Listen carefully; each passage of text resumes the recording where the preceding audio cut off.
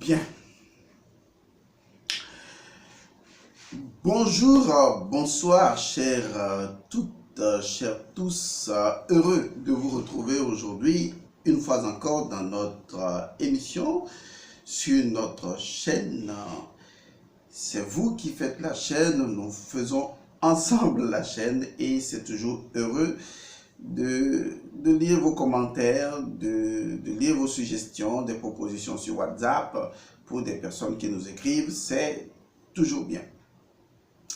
Nous voudrions donc d'entrer, avant de commencer cette émission, rappeler à toutes les personnes qui sont toujours intéressées par le séminaire La santé illimitée et la longévité, les inscriptions sont ouvertes pour ces personnes-là et vous pouvez vous inscrire et pour le faire, vous contactez le numéro WhatsApp qui est en bas de cette vidéo et de toutes les vidéos d'ailleurs pratiquement. Ce numéro, c'est le 00228 99 99 93 93. Un ensemble de 9 jolis numéros. Très facile à garder. 00228 99 99 93 93. Et vous aurez les informations pour participer au séminaire sur la santé illimitée et la longévité. Séminaire que je conseille vivement à toutes les personnes qui veulent encore penser à leur santé et surtout à des personnes qui se croient malades, oui c'est une illusion, à des personnes qui pensent que la santé n'est pas que physique mais qu'elle est également spirituelle. Ce séminaire est ouvert pour vous et ce séminaire sera important pour d'autres séminaires si vous le voulez bien. C'est ouvert, les informations vous seront transmises dès que vous le souhaitez en écrivant à ce numéro WhatsApp comme les gens savent le faire. Pour les autres qui sont déjà dans d'autres séminaires et qui souhaitent participer à ce séminaire, rappelez-vous que nous avons prévu le séminaire pour le 7 août. C'est vrai, c'est une prévision. Jusque-là, les gens nous disent oui, on vient, on va s'inscrire. Écoutez, faites comme vous le sentez. Toujours est-il que ce sera à vous soit de prendre le train en marche si entre-temps la date était maintenue, soit de nous rejoindre au moment opportun.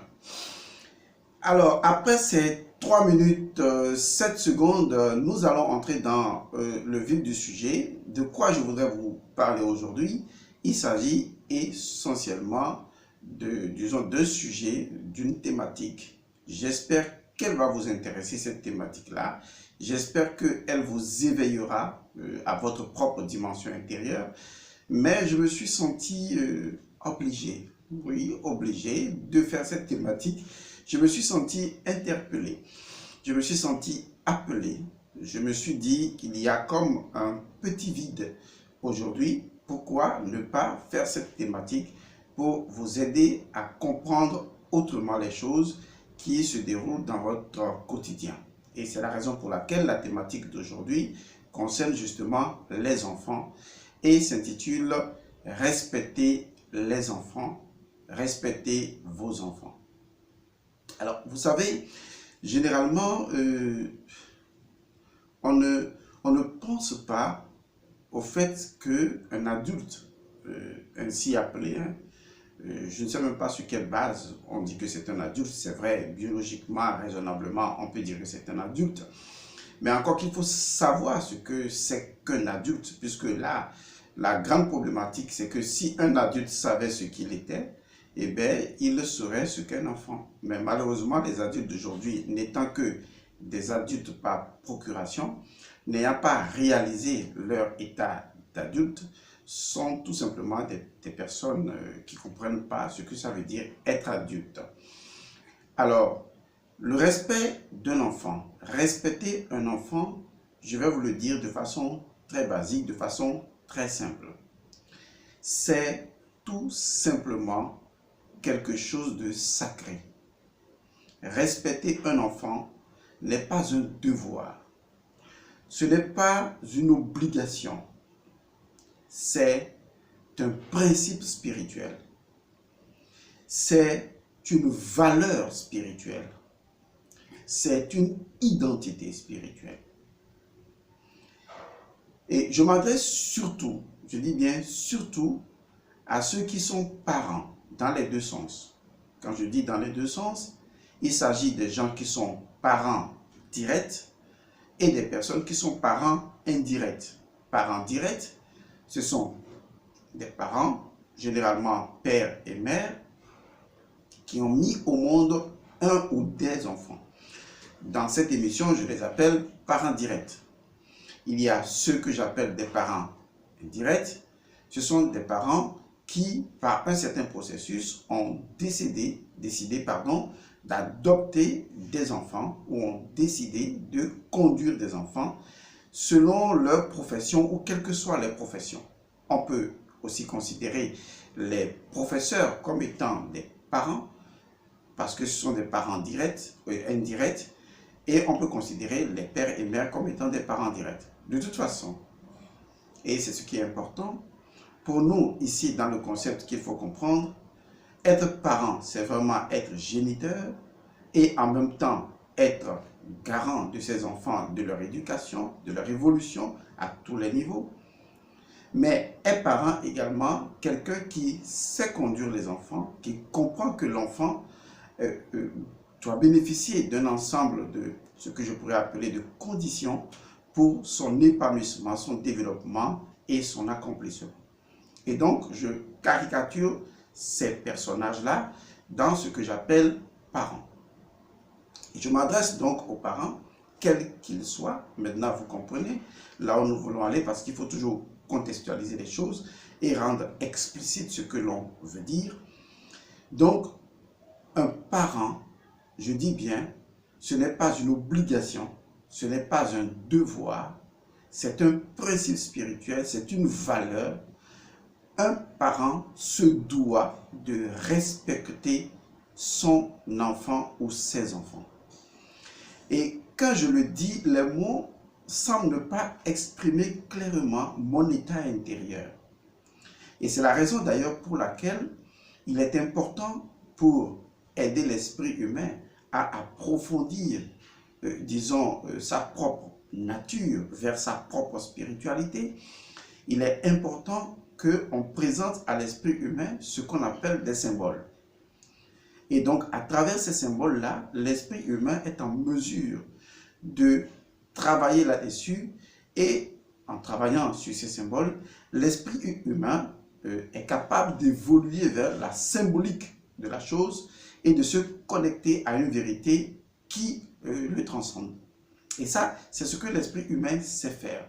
C'est la raison pour laquelle, dans toutes les traditions, dans toutes les cultures, il est souvent fait usage de symboles, lesquels symboles, même dans la vie courante, lesquels symboles nous connectent à une réalité inexprimable, une réalité au-delà donc de la capacité qu'a le mental de cerner les choses, et donc à une réalité immatérielle.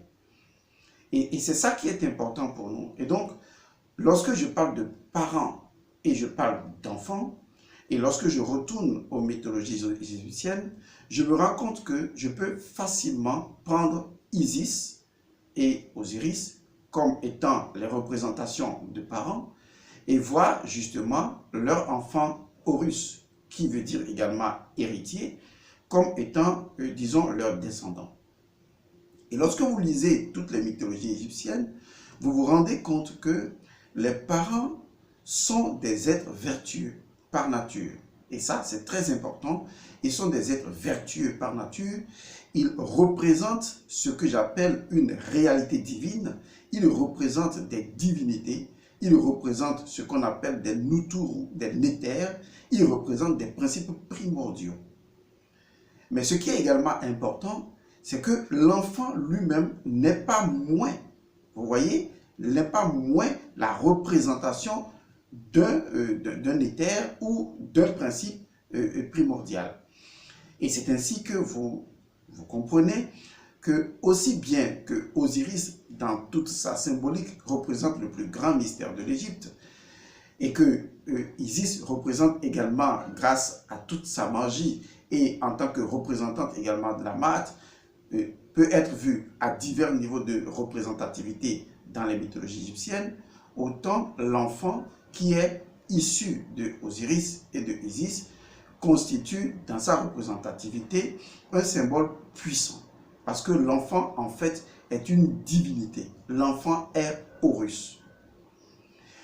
En fait, ce que je voudrais vous dire et qui est beaucoup plus simple à comprendre pour les cerveaux humains, parce que c'est ça la limitation de nos cerveaux, c'est que tout enfant que vous mettez au monde, que l'enfant soit un homme ou une femme, parce que la nature androgyne de Horus existe, d'accord?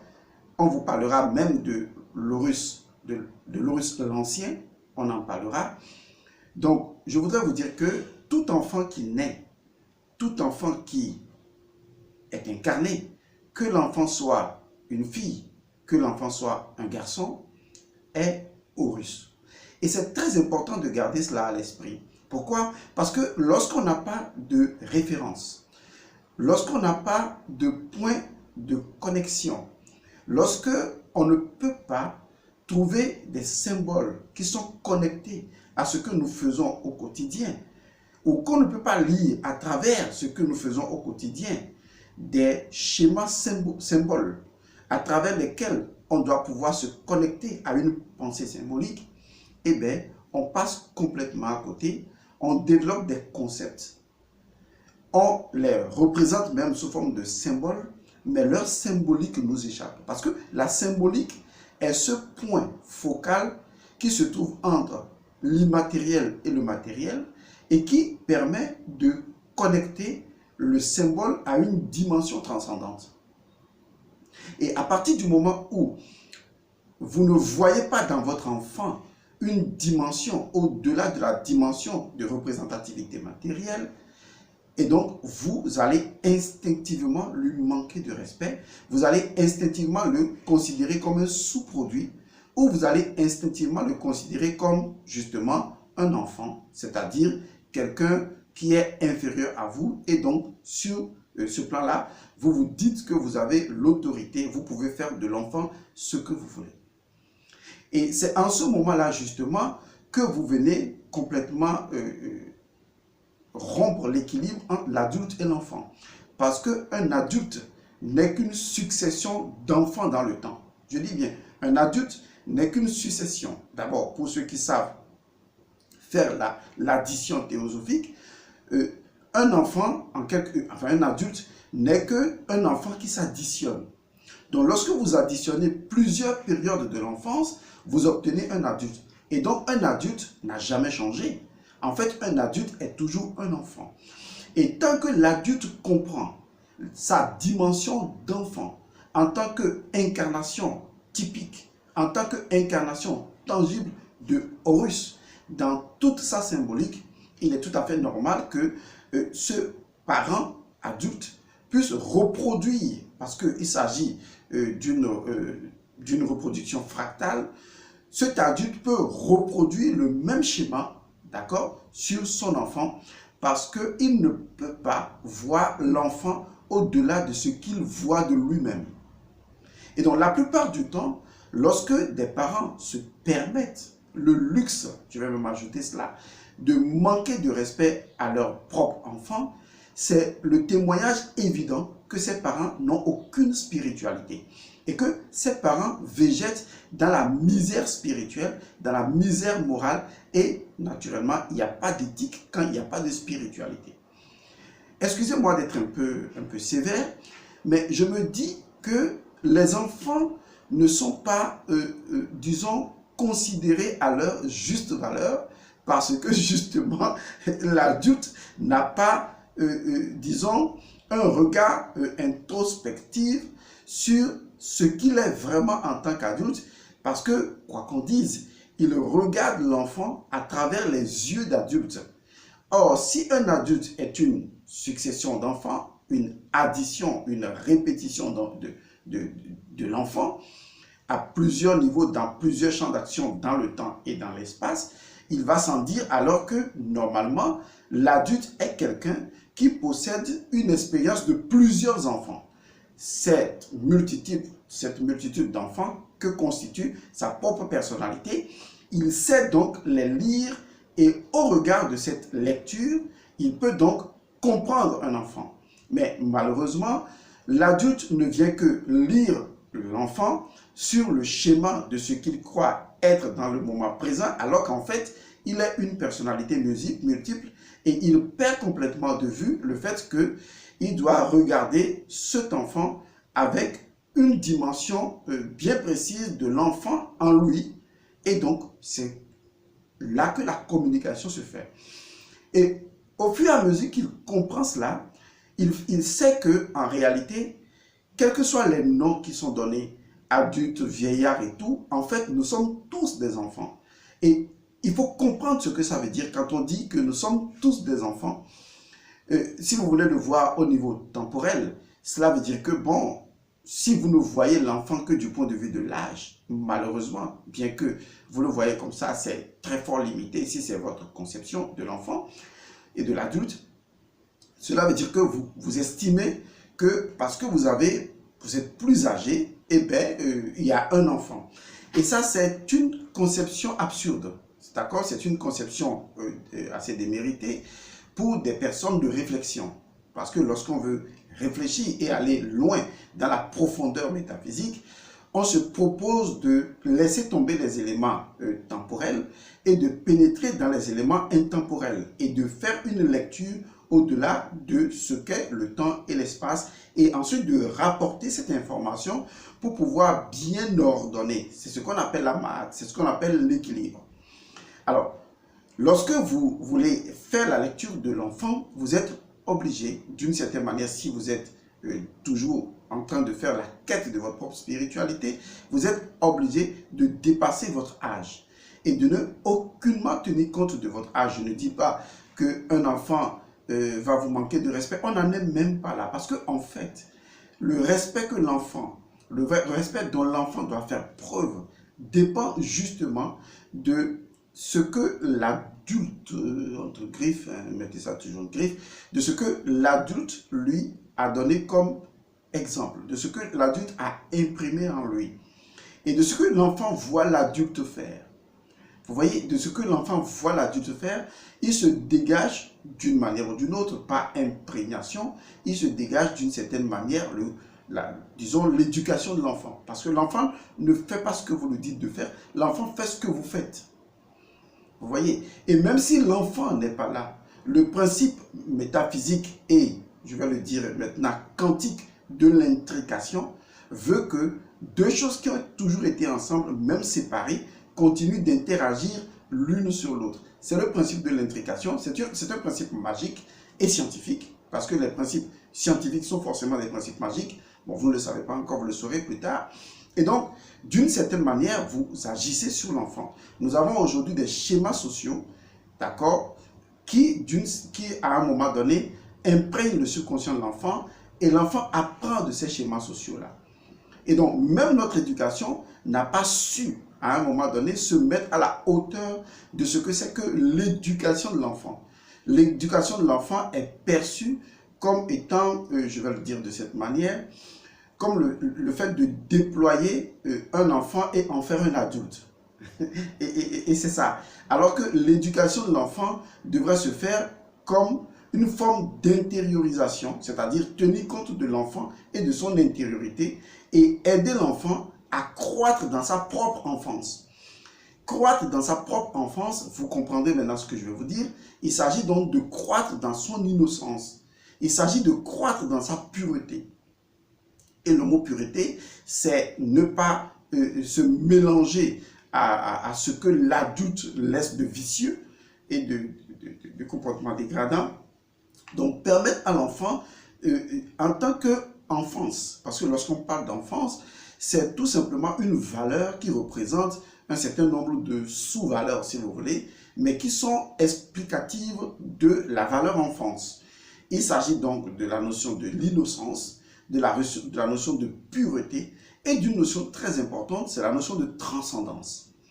Et donc, lorsque vous réunissez ce triangle de l'enfance, vous comprenez que non seulement l'enfance est une valeur, mais l'enfance représente l'innocence, pureté et transcendance. On doit pouvoir faire l'éducation de l'innocence de l'enfant, de la pureté de l'enfant et surtout de la transcendance de l'enfant.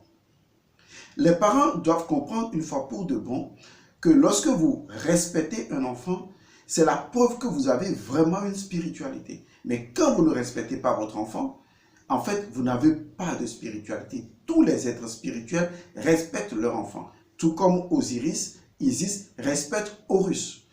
Parce que d'une certaine manière, l'enfant est la preuve. L'enfant est la preuve de votre propre transcendance. L'enfant est la preuve de votre propre innocence. L'enfant est la preuve de votre propre pureté. Lorsque vous prenez Horus, il est la preuve. Vous voyez, il est la preuve de l'innocence d'Osiris, la preuve de la pureté d'Osiris, la preuve de la transcendance d'Osiris. Et l'enfant est votre histoire manifestée. Même si l'enfant n'est pas encore devenu, mais qu'il est en devenir, de façon, voilà le mot simplement, ça, de façon symbolique, puisque l'enfant est un symbole qui traduit une symbolique, de façon symbolique, l'enfant est l'incarnation de votre innocence. Parce que produire un enfant ne peut se faire que dans un schéma innocent. Un schéma innocent, c'est un principe autonome. Un principe qui conserve d'une certaine manière sa propre autonomie de reproduction, quelles que soient les choses extérieures. Et le principe de fertilité, vous voyez, c'est un principe qui existe en nous, qui existe en vous, qui existe en moi, qui existe en chacun d'entre nous. Même les personnes qui ne sont pas capables, entre griffes, de faire des enfants sont fertiles. Parce qu'on peut ne pas avoir des enfants dans le monde physique, mais on peut avoir des enfants dans le monde spirituel. Donc ce principe de fertilité, vous voyez, quand vous touchez un sol, pour qu'un sol devienne fertile, il faut qu'un sol retrouve son innocence. Est-ce que vous voyez? Il faut que ce sol retrouve son innocence. C'est le principe d'innocence qui permet à un sol de se repurifier à chaque instant. Sans l'innocence, le sol ne peut pas se repurifier. Et ce principe d'innocence existe aussi bien chez le père que chez la mère. Donc l'enfant traduit votre état d'être métaphysique. Il traduit votre état d'être métaphysique d'innocence, votre état métaphysique de pureté et votre état d'être métaphysique de transcendance. Parce que à un moment donné, analysons ça de façon banale, parce qu'il faut banaliser les choses pour vous faire comprendre. De façon banale, cela revient à ceci. On vous prend. Et quand on vous prend, c'est vous ça, tout vous. Comme on peut le dire dans un certain nombre de jargons, on va dire c'est tout vous ça. On vous prend la tête, les bras, les pieds et tout, c'est tout vous ça. On prend la femme, on dit oui, c'est tout toi ça. C'est une façon de parler, ne le prenez pas mal. Ok, allons-y. Tout d'un coup, il se produit quelque chose.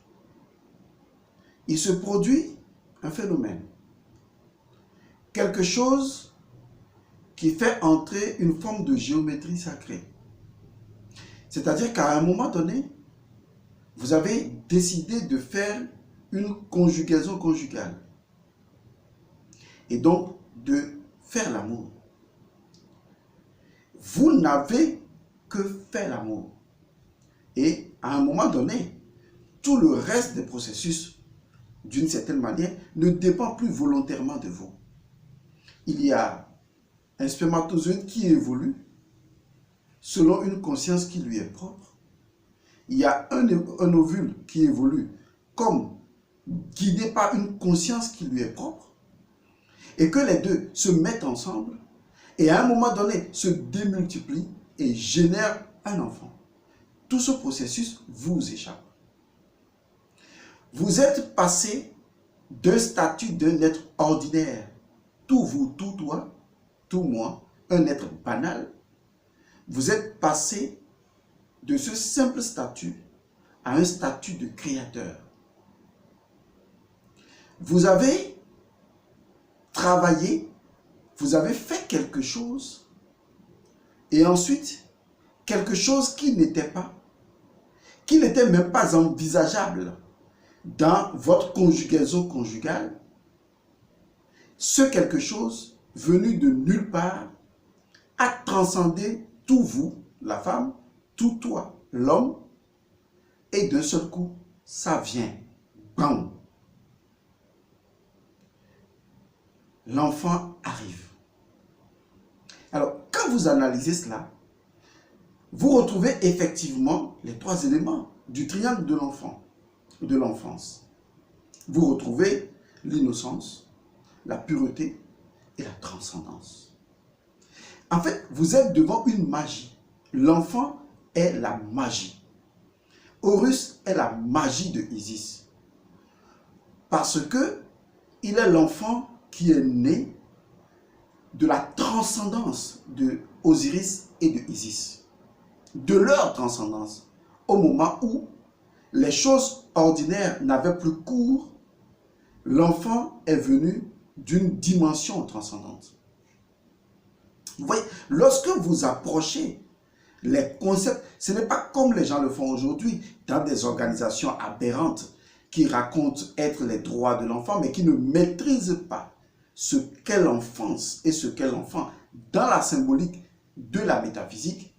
Il est normal qu'on ne voit que des discours creux et vaseux, et ces discours-là ne sont que des concepts élaborés, des mots à la suite de mots, mais qui ne sont connectés à aucune idéation divine, et par conséquent, on ne peut aucunement récolter une quelconque forme de paradigme éthique et moral. À partir de ce moment, il n'y a pas d'éducation, il n'y a pas de localisation, disons, de sa propre dimension intérieure dans le monde matériel, il n'y a pas de référent, il n'y a pas de référence.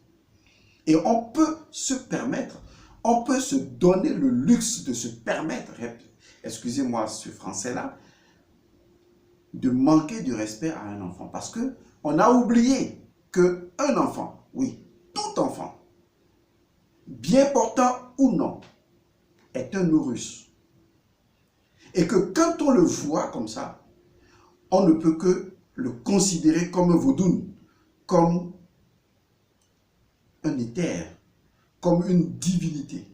Et que l'enfant doit être vénéré, et non être battu, être insulté, être humilié. Le simple fait de prononcer ces mots me donne de la chair de poule parce que ce n'est pas envisageable dans mon code ou dans mon paradigme moral à moi. Ce n'est pas possible, ce n'est pas envisageable. Et quand des personnes se permettent de le faire, je me dis,